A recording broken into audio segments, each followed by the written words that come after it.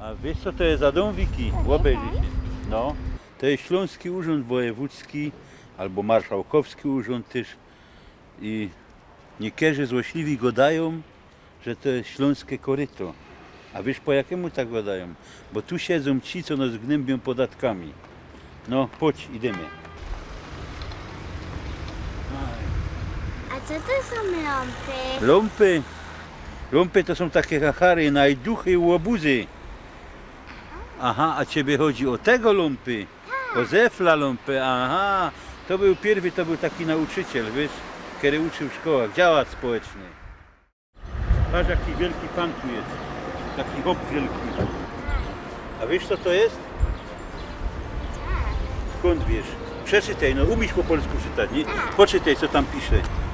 Wojciech Torfante. No Wojciech Korfanty to był chłop, który przyłączył Śląsk do Polski, wiesz? A jak on go przyłączył do tej Polski, to go potem taki jeden, który tam ma pomnik, taki na koniu, będziemy obejrzeć, to go potem zawarł. A w końcu się na tym skończyło, że go otruli. Tu w 1939 roku go otruli. W Warszawie w Hereszcie. Wujku, ten pan ma konia. Nie, ten pan nie ma konia i no on siedzi na koniu. A wiesz co to jest? To jest ten, co zawarł tego pana Korfantego, Wojciecha, no. A jak on się nazywał ten pan? Poczytaj. Józef Piłsudski. Podoba ci się ten pan? Nie. Nie podoba ci się? Dlaczego on się nazywa Piłsudski? Bo dużo pił? Nie, on wcale nie pił, on się tak nazywał, po prostu Piłsudski.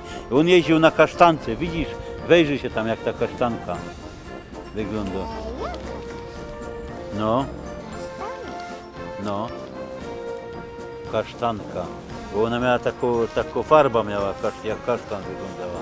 Taką brązową. Tu nie widać, bo to jest, ten pomnik to jest z tego, z czego on jest, z kamienia, nie? Wiki, chodź tu kumie. Idziemy, przestań już te kobelity robić i te kopytki. Idziemy dalej.